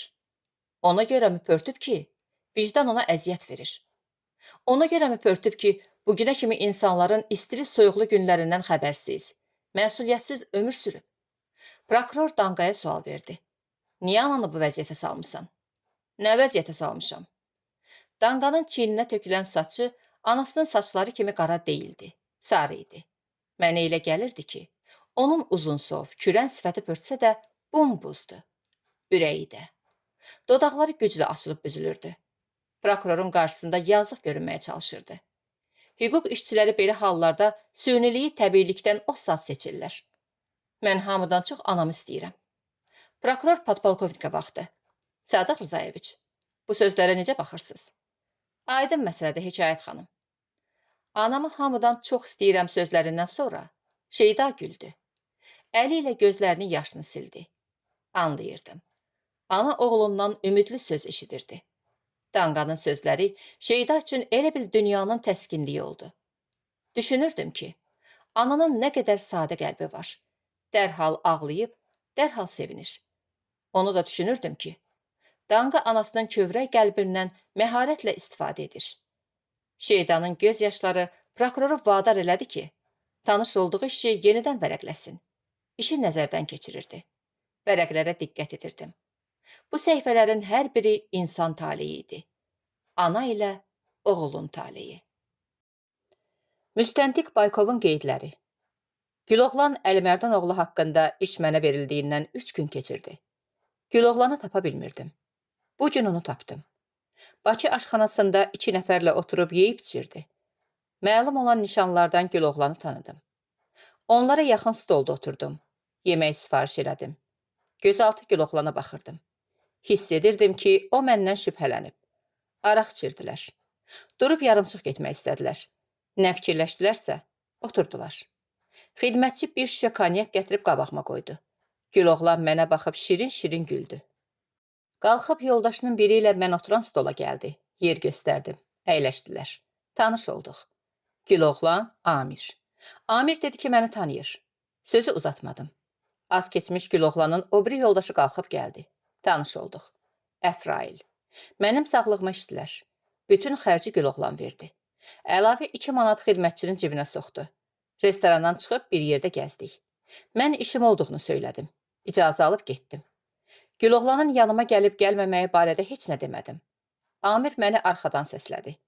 Yoldaş leytenant, olar Güloğlan 3 gündən sonra sizin yanınıza gəlsin? Amirin belə müraciətindən mənə hər şey aydın oldu. Amir mənə verdiyi sualla eyni zamanda demək istəyirdi ki, biz sən deyən qədər də küt hərflər deyilik. Mən də özümü itirməyib soruşdum. Gedən yeri var? Var, deyə Amir müxtəsər cavab verdi. Ancaq biz görüşəcəyik. Lap yaxşı. Mənim vaxtım biraz məhduddur. Qorxuram sizə yalançı çıxam. Çıxmazsan. Amir əlini sinəsinin üstünə qoydu. Biz sənin boş vaxtını taparıq. Ümumiyyətlə, səni tapacağıq. Oldu. Xoş gəldin. Telefonun döş cibimdədir. Amir danışırdı. Əfrail iri gözlə eynəyinin altından mənə zəndlə baxıb gülümsəyirdi. 10 illik kanyakla necəsiz? Qara çəlləkdən tökülmüş kanyak. 30 litr. Zarafatla cavab verdim. Olmaya konyak zavodunun kranı əlinizə keçib. Bizimlə iki başla danışma, İvan Baykov. Məsləhət bilmirik. Güloğlanı qızla gördüm. Onun gözlərinin altı şişib göyərmişdi. Üşüyən adam kimi boynunu qısıb gedirdi. Elə bil qızdan uzaqlaşmağa çalışırdı. Ayaqlarını sürüyürdü. 2 gündür görüşmürük. Tanış ol. Bir qədər mütərəddid halda qıza əl verdim. Qız başqa qız idi. Nişanlındır? Olacaq. Güloğlan dodaqlarını büzüb güldü. Yaxşı qızdı. Mən qəsdən bu sözü dedim. Əfrail, Amir üzümə baxdılar. İcazə ver yaxşılığını, pisliyini Güloğlan özü bilsin, İvan Baykov. Amir qızarıb, kiçilən gözlərini qıyıb cavab verdi. Əfrail mənə baxıb gülümsəyirdi. Amir qolumdan yapışdı. Yaxşısı budur, oturaq. Güloğlan əla şeir yazıb. Şeiri də yuyaq. Sabah. Onlar məni buraxmaq istəmirdilər. Lap güclə əllərindən qurtardım. İdarəyə gəldim. Xəbər verdilər ki, podpolkovnik məni soruşub. Getdim yanına. Sadıq Rzayeviç dedi ki, neçə gündür müxtəlif vaxtlarda işdə olmuram. Sadıq Rzayeviçin sözlərinin doğru olduğunu təsdiq elədim. İcazə istədim. Bir neçə gündə mənsiz keçinsinlər. Mülkü paltarda idim. Saat 11 idi. İnturistin kafesinə girmək istəyirdim. Yan tərəfdə qızla oğlanın marça-març öpüşdüyünü gördüm. Ayaq saxladım. Amir sərxoş halda qızı öpürdü. Qızı tanıdım. Güloğlanın mənimlə tanış etdiyi qız idi. Kafeyə girdim. Asılqalda işləyən adam məni tanıyırdı. Başa düşdü ki, kiminsə axtarıram.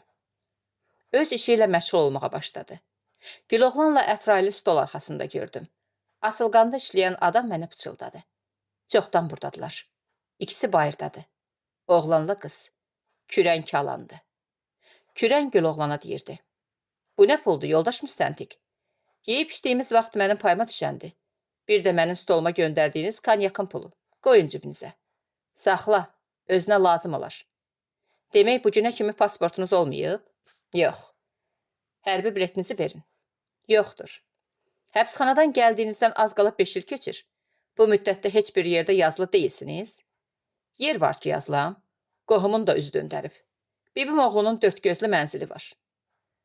Nə üçün doğma ananızın evinə yazılmamısınız? Anamla yaşamıram.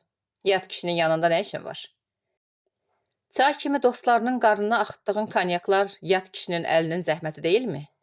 Ona yalvarıb eləyirdim ki, mənə kanyak versin, verməyəydi. Bu doğrudur. Milis orqanına təqdim etdiyiniz yoxlama qəlbdir. Siz həbsdən çıxandan sonra bir gündə dərsə getməyibsiz. Sizi azidən xaric eləyiblər. Etsinlər. Saxta yoxlama haqqında nə deyirsiniz? Yoxlamaya möhrü mən vurmamışam ki, kim vurub cavab versin. Siz katibəni aldatmışsınız. O sizə saxta yoxlama verdiyi üçün işdən çıxarılıb. Nə deyib katibəni aldatmışam? Demişsiniz ki, onu sevirsiniz. Sonra sevmədim. Saxta yoxlamalarla Respublikanın hörmətli təşkilatlarına ayaq açmışsınız. Fəal komsomolçu kimi rayonlara ezamiyyətə getmişsiniz. Xalanız oğlu Bakı şəhər pasport şöbəsinin müdirinə zəng verib, sizin haqqınızda ona deyib, xahiş edib ki, sizin bir yerə yazılmağınıza kömək eləsin. Pasport stolunun rəisi soruşanda ki, nə əcəb indiyənə kimi qeydiyyatda olmamısınız, xalanız oğlu hər şeyi düz danışıb. Deyib ki, siz əskəri xidmətə getməmək üçün 5 ildir qaçıb gizlənirsiniz. Bu söhbəti eşidib, həmin gün Bakıdan çıxıb gedibsiz. Bir də 6 aydan sonra qayıdıbsınız. Qarşınıza çıxanlara demişsiniz ki, yatmağa yeriniz yoxdur. Bütün qohumlar sizdən üz çevirib. Onlar sizin istedadınıza paxıllıq edirlər. Siz ananız şeydanı da inandırıbsınız ki, onun ən yaxın qohumlarının, bacısının belə gözü sizi götürmüş. Şəhərdə yaşayan xalanız nəyə görə 4 ildir öz bacısını dindirmir? Bilmirəm, bilmək də istəmirəm. Xalanız bacısına sual verib. Oğluna bütün həyatını, sağlamlığını qurban verirsən. Sənin başqa övladın da var. Şəmistanın gətirdiklərinin hamısını Güloğlana yedirdirsən. Bəs Güloğlan nə vaxt 1 manat 50 qəpik qazanıb özünə 6 man alacaq? Xalanızın dediklərini olduğu kimi oxuyuram. Şeyda, biz bacıyıq. Qanımız birdir. Necə ola bilər ki? Sənin və oğlunun xoşbəxtliyini, oğlunun ucalmasını istəməyək. Belə axmaq sözə sən doğrudan inanırsan? İnan. Amma yadında saxla ki, zəhmətin nə olduğunu bilməyən insan qarışqa boyda da yüksələ bilməz. Zəhmətin nə olduğunu bilməyən insanın həyat və insanlar haqqında nə təsəvvürü ola bilər? Şeydanın gözlərindən yaş ələnirdi. Deyəsən, o indi başa düşürdü ki, Bacısı Natavanın ürəyində qovrulan sözləri ona deyirmiş. Mən birdən hiss elədim ki, Şeyda necə dəyişib. Üzündə gizlənən xırda qırışları sakit axıtdığı göz yaşlarına baxanda görürdüm. Onun qara gözləri belə dərində deyildi. Gözlər üzdə idi, aydın idi. Baxanda elə bilirdim, gözlərinin içərisində işıq şölələnir. Gözlərini sildiyi əllər də başqa idi. İncə, kövrək. İndi əllər elə bil qovrulmuşdu. Barmaqlarının qatlanacağında döyənəyə oxşayan qabarlar vardı. O oğluna inanmışdı.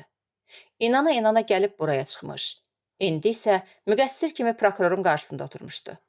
O müqəssir olacağını ağlına gətirməmişdi. Ümidlə, fərəhlə yaşamışdı. Bu oğlunun bir şeiri, 2 şeiri, 3, 4. Oğlu haqqında yalan deyirlər. Oğul düz deyir. Danqanı gözləri götürməyənlər pis deyir. Oğlunun səsi uzaq ölkədən gəlir. Buna nə söz?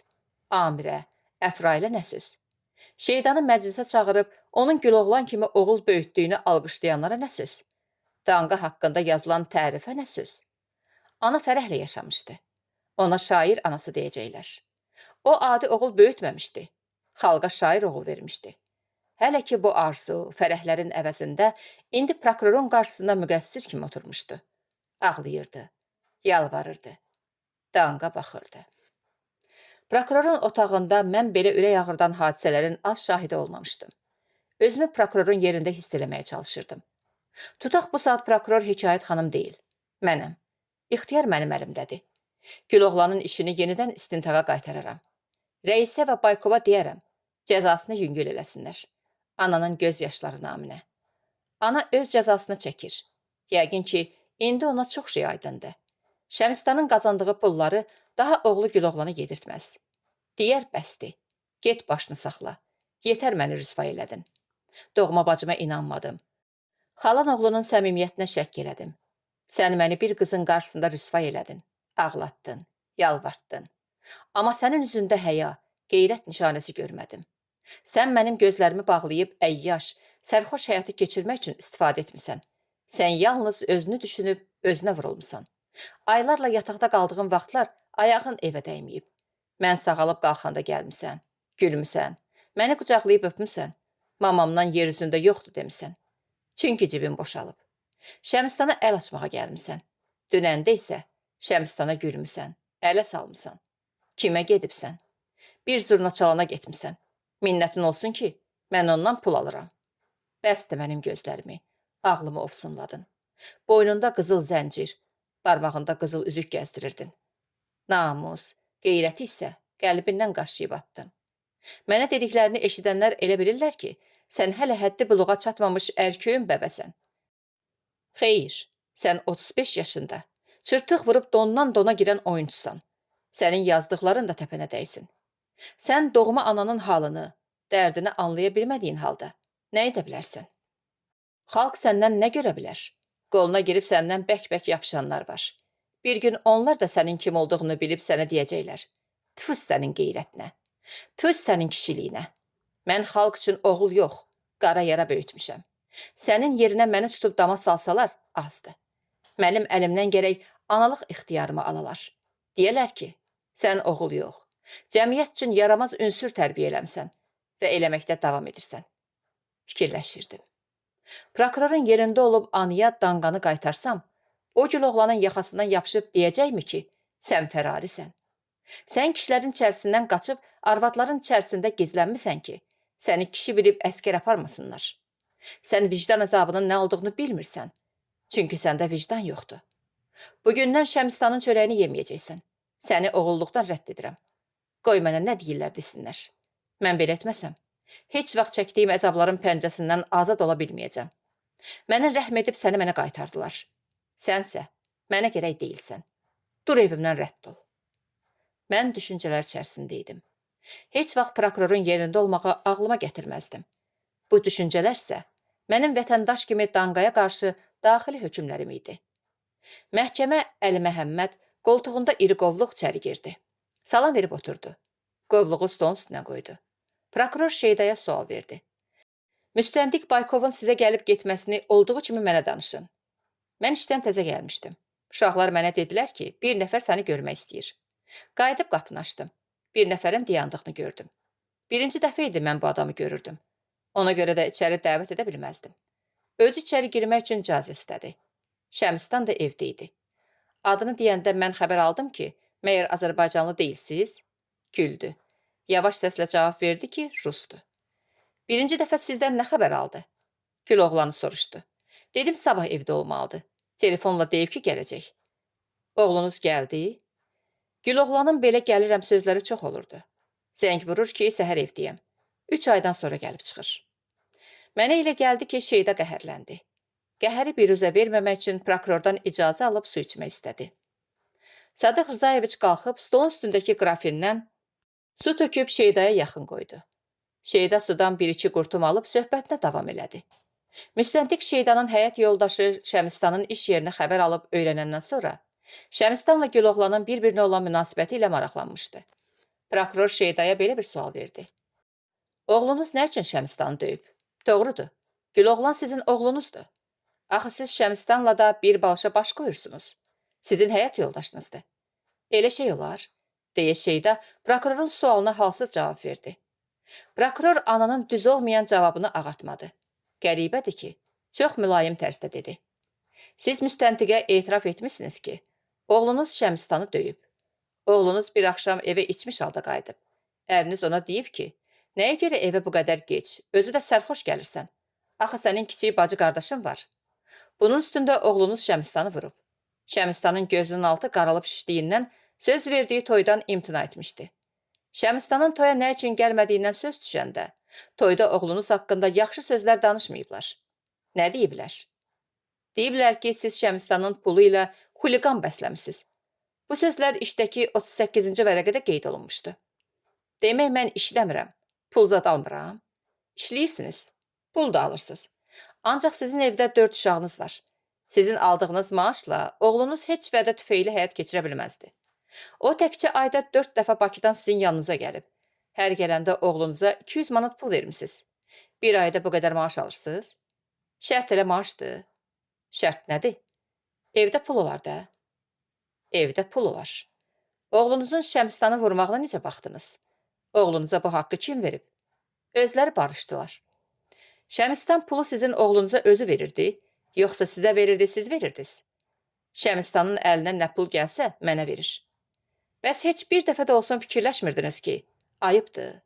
Siz Güloğlanın atasından pul tələb eləməmsiniz. Şəxsiyyətinizə sığışdırmamısınız. Nəyə görə Şəmistanı məcbur eləyirdiniz ki, sizin oğlunuzu istədiyi kimi pulla təmin eləsin?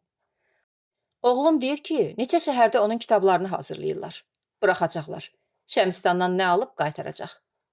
Demək Şəmistan günlərin bir günündə haqqının özünə qaytarılacağına arxayındır. Oğlunuzun vədlərindən neçə il keçir? Nə bilim, yoldaş prokuror. Qulaq asın. Mən həyat yoldaşınızın müstəntiqə dediklərini eyni ilə sizə oxuyuram. Mənim artıq savadım olmasa da sənətim var. Az çox həyatı başa düşürəm. Adamları tanıyıram. Mən heç vaxt Güloğlanın vədlərinə görə ona kömək etməmişəm. Mən Şeyda ilə evlənib ailə qurmuşdum. O özü ilə Güloğlanı gətirmişdi. Mən demək Güloğlanın atası hesab olunurdum. Mənim üzərimə atalıq məsuliyyəti düşür. Gördüyünüz kimi, 4 uşağım var. Mən Güloğlanı bu 4 uşaqdan seçə bilməzdim. Qarşımda belə məqsəd qoymuşdum. Güloğlana elə baxmalıyam ki, nə o, nə mənim uşaqlarım, nə də Şeyda hiss eləsinlər ki, ortalıqda ögey doğmalıq var. Bu alçaq işdir. Mən Güloğlanın anası ilə bir balışa baş qoyurdum. Bir damın altında yaşayırdıq. Dərslərimiz birdir. Necə ola bilərdi? Mən onun oğluna yad gözlə baxım. Son vaxtlar sizin Şeyda ilə söhbətləriniz olub. Siz şikayətlənmisiniz ki, pulu çatdıra bilmirsiniz. Bu doğrudur, boynuma alıram. İndi belədir ki, Güloğlan uşaq deyil. Qazanar və yaşaya bilər. Mən demirəm tamam ondan əlimi çəkirəm. Yox. Amma daha onun özündə də bir kəramət olmalıdır. Misal var, səndən hərəkət, məndən bərəkət. Madam ki, atalıq hissindən söz saldınız, sizdən bir şey bilmək istəyirəm. Güloğlan həbsxanadan gələndən sonra institutu buraxıb. Heç yerdə evə yazılı deyil. Ən hörmətli təşkilatları aldadıb. Fəraridir. Onun bu pis əməllərini siz görmürdünüz?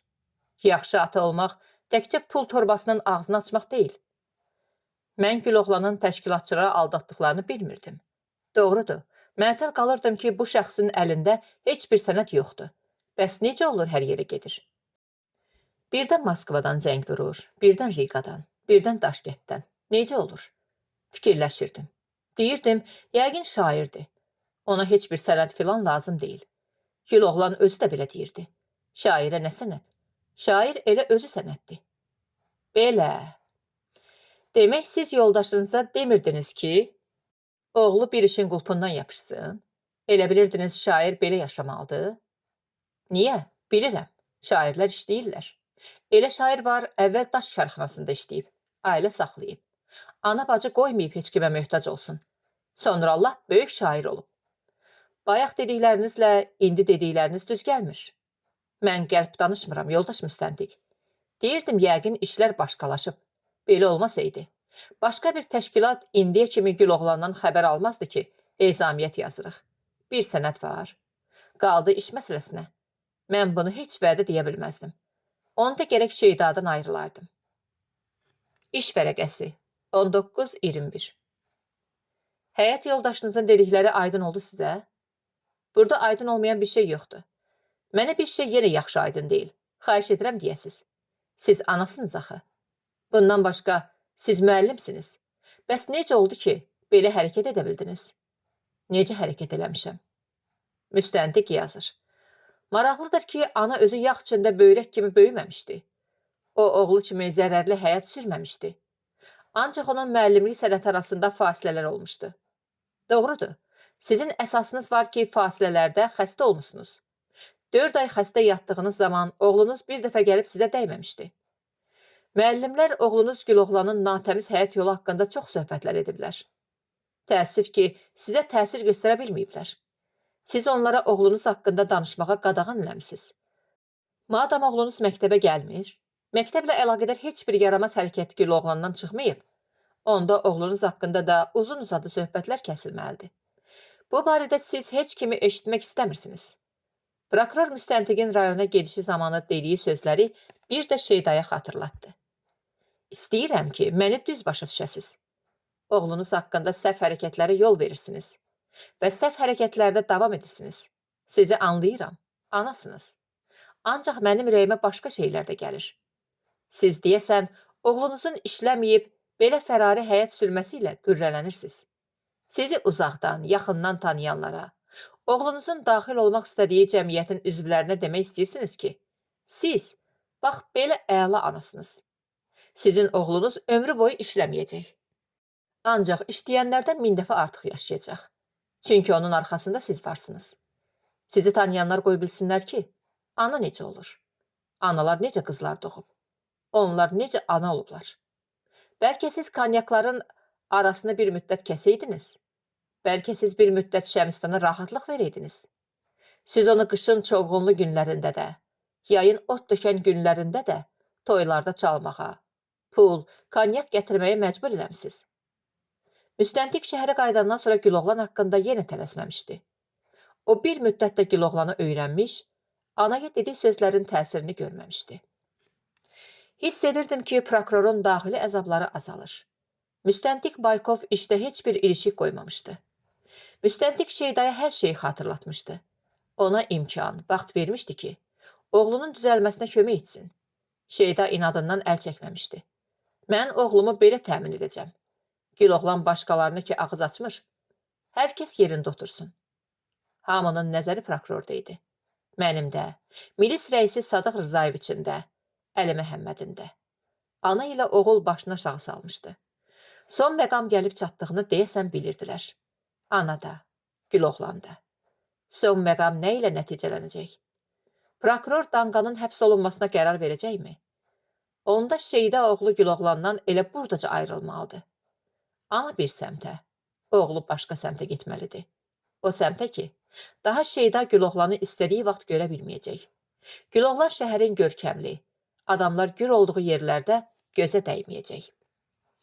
Ana daha prokurorun üzünə baxa bilmirdi, xəcalət çəkirdi. Güloğlan anasının bu halını dərk eləmək, duymaq qabiliyyətində idimi? Təəssüf ki, yox. Danqa eyni zamanda qorxu keçirirdi. Düşünürdüm ki, o həbsdən qurtarmaq üçün bütün günahlarını anasının üstünə atmağa hazırdı. Hazırdır ki, bir kəlmə prokuror ona desin. Bəlkə törətdiyin cinayətlərin təqsiri anandadır. Bəlkə o səni yaxşı tərbiyə eləməyib. Pulları verməklə səni körləyib. Necə bilirsən? Danqaya belə bir sual vermək kifayət idi. O qayıdıb anasının üzünə durardı. Mən buna əmin idim. Danqanın üzünə baxırdım. Onun uzunsov, ağ sifəti ocağa qoyulmuş dəmir kimi qızarmışdı. İrəli meylədən qulaqları da qızarmışdı. Anasına qanlı-qanlı baxıb başını aşağı dikirdi. Düşünürdüm. Nə günəşi sevir, nə insanları. Bugünə kimi heç kəsə lazım olmadığı halda, özünü bütün insanlara mütləq lazımlı bilir. Şeyda Danqanın hərdən ona necə baxdığını hiss edirdi. Ana büzüşürdü, kiçilirdi. Özünü yalnız prokurorun yanında deyil, oğlu Danqanın qarşısında da müqəssir bilirdi. Prokuror qəti imkan tədbirini götürüb qabağına qoydu. Milis podpolkovniki, müstəntiq İvan Baykov, Danqa Güloğlanın həbsə alınması üçün rəylərini bildirmişdilər. Onlar qəti imkan tədbirinə qol çəkmişdilər. Danqanın həbs olunması üçün yalnız prokurorun imzası qalırdı. Şeyda hiss edirdi ki, illər boyu sağlamlığının bahasına saxladığı oğlu Güloğlandan ayrılmalıdır. Elə bu saat, indicə ayrılmalıdır. Prokuror qəti imkan tədbirinə qol çəkəndən sonra Danqa Güloğlanın bu otaqdan bayıra çıxmağa ixtiyarı olmayacaq. Milis nəfəri içəri girib Danqanı aparacaq. Şeydanın gözlərindən sakit axan yaş sinəsinə yox, stolun bir qırağına tökülürdü. Sakitlikdə damcıların səsi aydın eşidilirdi. Xahiş edirəm, o bir otaqda gözləyəsiz. Prokurorun ricasından sonra Şeyda ayağa qalxdı. Dayandı. Danqa öz başına qapını açıb bayıra. Mən oturan otağa keçdi. Rəis onun arxasınca gedib yenə qayıtdı. Danqaya dediyi sözləri eşitdim. Heç yerə getməyin, stolda oturun. Şeydanın otaqdan çıxmasını gözləyirdik. Gözləri qızarıb şişmişdi. Gözlərinin kənarındakı qırışlarda yaş hələ dururdu. Şeyda stolu yana çəkdi. Qapıya tərəf getmək istədi. Qayıtdı.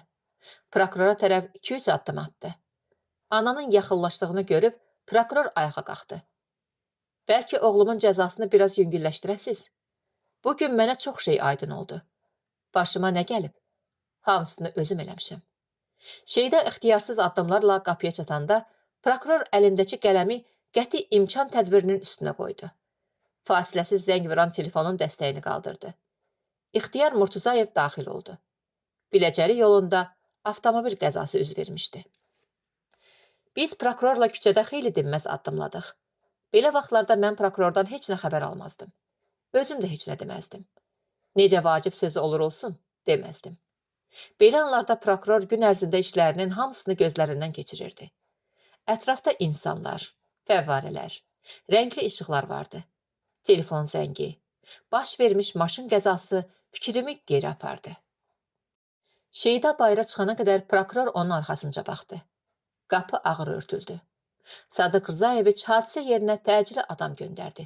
Prokuror mənə dedi ki, Komsomol komitəsinin katibi Ələddin Qaşqayı, Balamirzə kişini onun yanına çağırım. Zəng vurmaq üçün çıxdım. Şeyda əlini başına söküyüb oturmuşdu. Qapı açılan kimi ayağa qalxdı. Nə üçün durursunuz? Əyləşin, dedim. Gülsabah xaladan xahiş elədim ki, Şeydaya çay versin. Gülsabah xala Şeydanın etirazına baxmayıb çay gətirdi. İç bala, dedi. Ağlamaqdan heç nə çıxmaz. Prokurorun qabağında istəyirsən ağla, istəyirsən gül, fərqi yoxdur. Haqdan yapışacaq. Qeyrəti olmayan övlad qara yara kimi şeydir. Gülsabah gözücü Güloğlana baxdı. Danqa arxasını anasına çevirib pəncərədən bayıra baxırdı. Ələddin Qaşqayla Balamirzə kişinin yaxşı ki yerlərində tapa bildim. Zəng vurub qurtarana kimi Gülsabah xala yanımdan aralanmadı. Bilirdim dərdi nədir. Qız yenə bütün günü ac qaldı.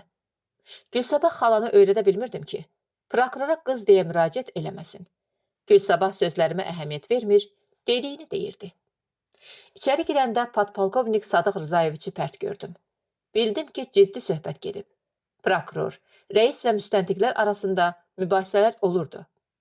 Milis rəisi məğlub edildiyi zaman pərt olurdu. Prokurorun qarşısında olan qəti imkan tədbirinə baxdım. Onun üstündə prokurorun imzasından əlavə nə isə yazılmışdı. Rəisin pərtliyi söz yox, prokurorun xülasəsi ilə bağlı idi. Bəlkə Danqanın həbsə alınmasına prokuror sanksiya verməyib? Heç nə başa düşə bilmirdim. Birdən ağlıma belə sual gəldi.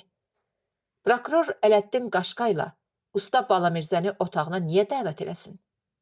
Bu vaxt prokuror Balamirzə kişiyə dedi. Balamirzə kişi, bəlkə rəislə mübahisəmizə siz yekun vurasınız. Söhbət Güloğlan haqqında gedir. Bu barədə sizinlə söhbətimiz olub. Məsələdən xəbərdarsınız. Balamirzə bir qədər dinmədi. Elə bir fikirləşirdi. Prokurora necə cavab versin? Xəbərdaram, bəli.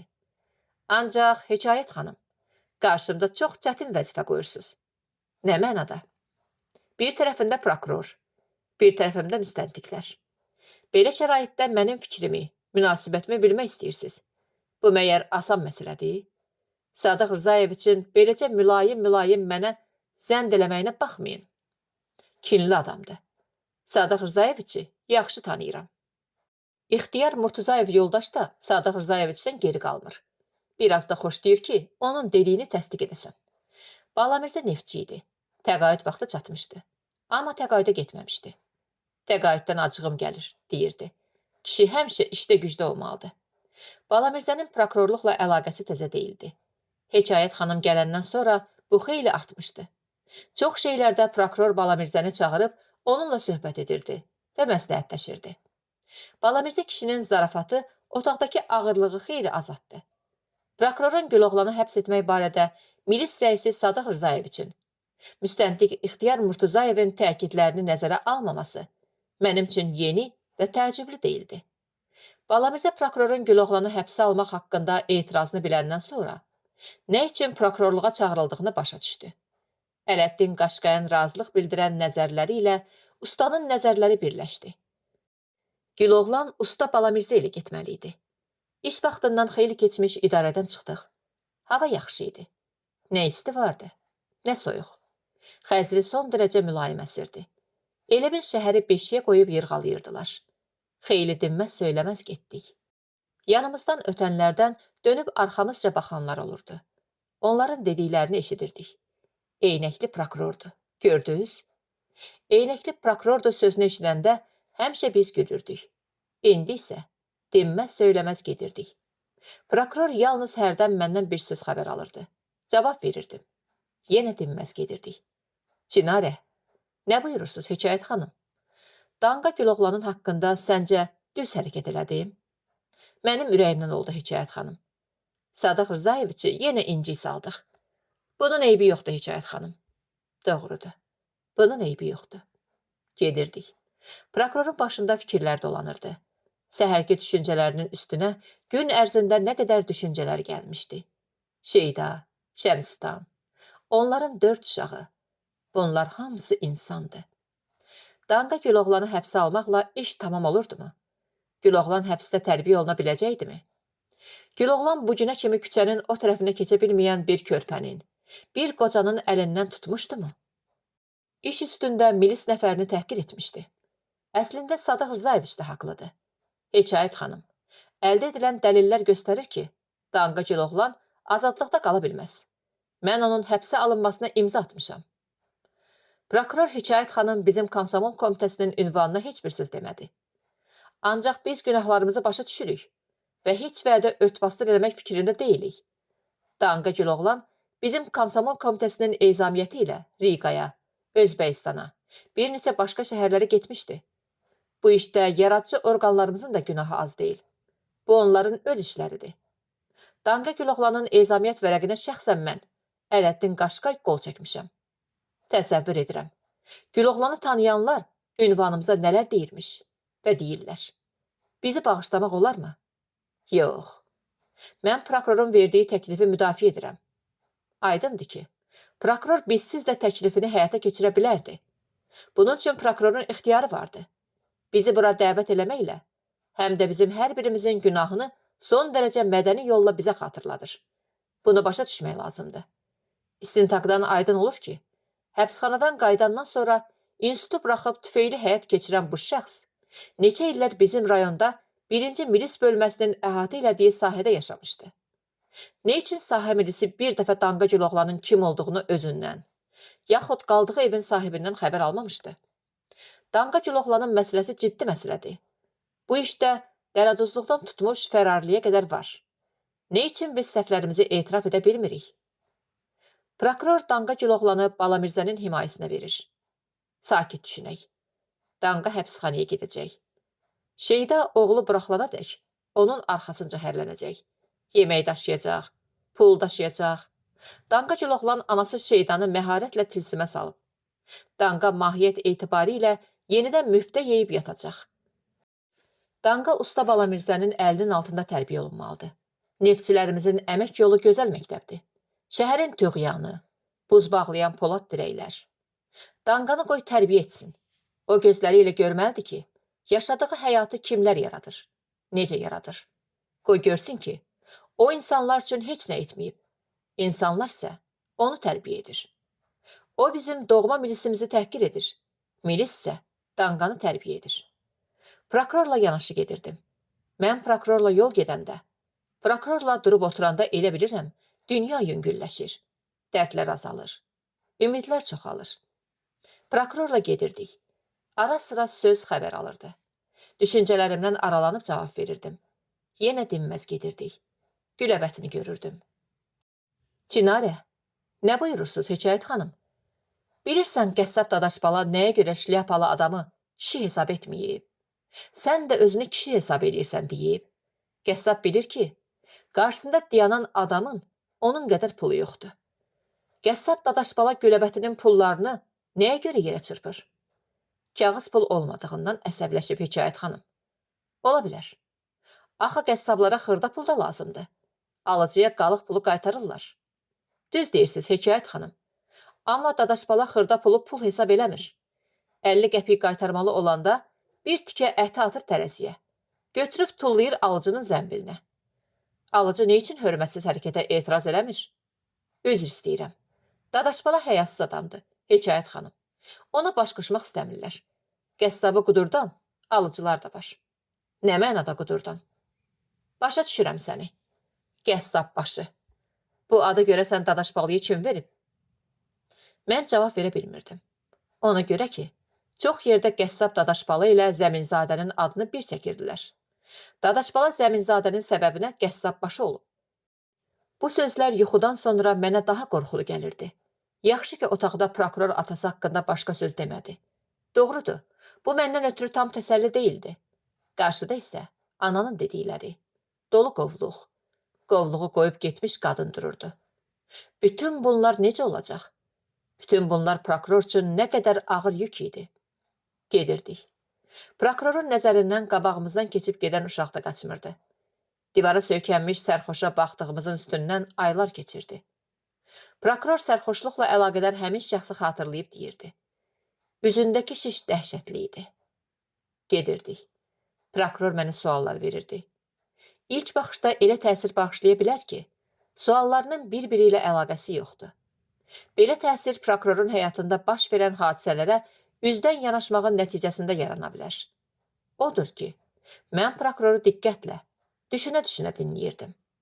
Çinarə, deyə prokuror üzünü mənə tutmadan dilləndi. Sən bilirsən ki, əmimdən nə qədər xoşu gəlməyən var. Əlbəttə bilirəm. Axı nə üçün belədir Çinarə? Çünki həyatı çoxuna qəribə görünür. Axı o heç kəsə bənzəməyən adamdır. Ağıllı qızsan. Ağıllı.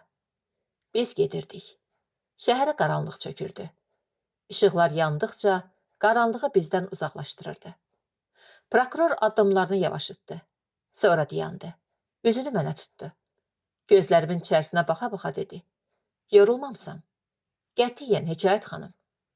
Bir yerə gedəcəyik. Haraya gedəcəyimizi mən prokurordan xəbər almırdım. Buna görə prokuror hara gedəcəyimizi özü dedi. Şəhərin dağlıq hissəsinə. Mən Dadaşbalanın evini görmək istəyirəm. Dadaşbalanın evinə baxıb qaydanda şəhərdə gediş-gəliş seyrəlmişdi. Maşınlar azaldığından küçələr geniş görünürdü. Elə bil hava da təmizlənmişdi. Dadaşbala şəhərin şimal hissəsində yaşayırdı. Yaşadığı hissədə yeni evlər tikilirdi. Dadaşbalanın tikdiyi evə söykək köhnə evlər qalırdı. Bu evləri ev sahibləri özləri tikmişdilər. Hərə istədiyi kimi məhəllələr əmələ gətirmişdi. 1-ci, 2-ci, 3-cü, 10, 11-ci məhəllə. Dadaşbala bu məhəllənin birində. 3-cü məhəllənin girəcəyində olan mülkdə yaşayırdı. Evi 2 mərtəbəli idi. Biz kənarda gəzinə-gəzinə Dadaşbalanın mülkünə baxırdıq. Dadaşbalanın imarəti daş hasara alınmışdı. Evin bir tərəfi təpə olduğundan həyətin içərisi görünürdü. Həyətdə hasar boyu yastı daş evlər vardı. Həyətə mərmər düşənmişdi. İşıq düşən yerlər parıldayırdı.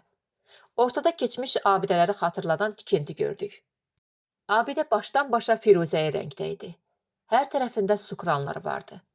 Dadaşbala həyətində kəhriz düzəltdirmişdi. Bizə yaxınlaşan adam görəndə evdən aralanırdıq. Heç nə hiss etdirmədən qayıdıb təpiyə qalxırdıq. Hasarın qapısı açıldı. Biz bu qapını görməmişdik. Oraya işıq düşmədiyindən qaranlıq idi. Elə bil qapıdan otaqların içərisinə siqnallar varmış. Qapının açılması ilə otaqlardan adamların bir neçəsinin çıxıb pillələrlə aşağı indiyi, bir neçəsinin aynabəndin pəncərələrini açıb başlarını çıxarıb qapıya baxdıqlarını gördük. Uşaq böyüyə, böyük uşağa qarışdı. Dadaşım gəldi. Dadaşbala 2 adam yoğunluğunda idi. Həyətə girən kimi gözü təpiyə sataşdı. Bizi aldı. Ayıq adamdı. Təpədən bir addım atmışdıq ki, 2 oğlan qabağımızı kəsdi. Kimi istəyirsiniz? Deyə biri xəbər aldı. Hiss edirdik ki, Dadaşbala və evin başqa sakinləri durduqları yerdə dayanıb, səslərini çıxarmadan qulaq asırlar ki, suallara nə cavab veriləcək. Yol gedənik, deyən mən prokurordan qabaq dilləndim. Bura yoldur? Başqa bir nəfər bizi sorğuya tutanı kənara itələyib, xeyli yumşaq səslə soruşdu. Bacı, tanış axtarırsınız, kömək eləyə bilərik. Bu vaxt Dadaşbalanın yanımızda dayandığını gördük. Onun hardan, necə gəldiyi haqda yol boyu prokurorla hey söhbət elədik. Dadaşbalanın evindən çıxanlar elə bil yerdən peyda olurdular. Prokuror təmkinli idi.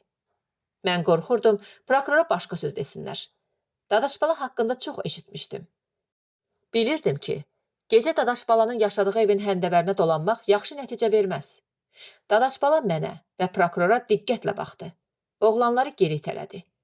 Allaha and olsun, gözlərimə inana bilmirəm, dedi. Siz Hekayət xanımsınız, sən də Çinarəsən. Doğrudur. Gözlərim məni aldatmayıb. İçəri buyurun. Mənim evimin ətrafında görünəndən heç vədə xəbər almamışıq nə istəyir.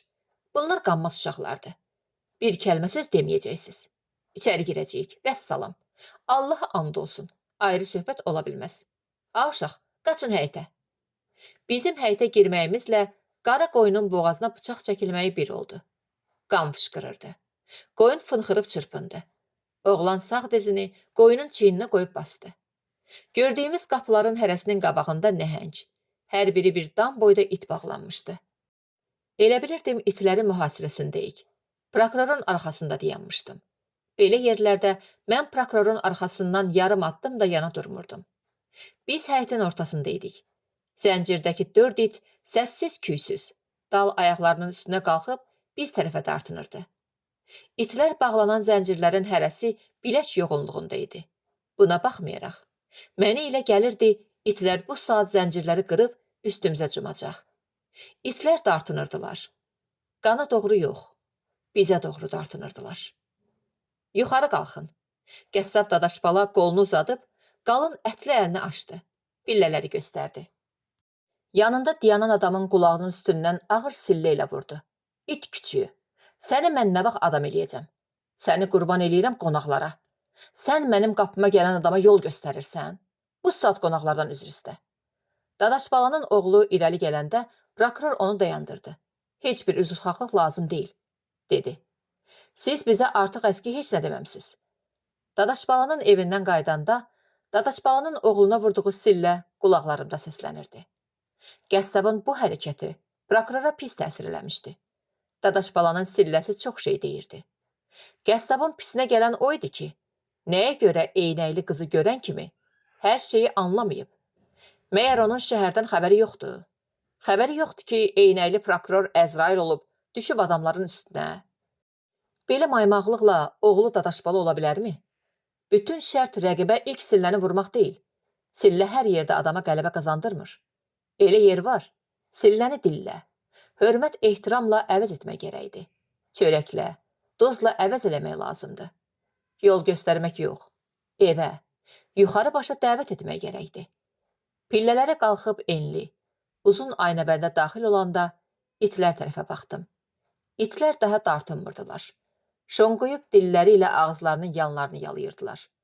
Amma bizi gözdən qoymurdular.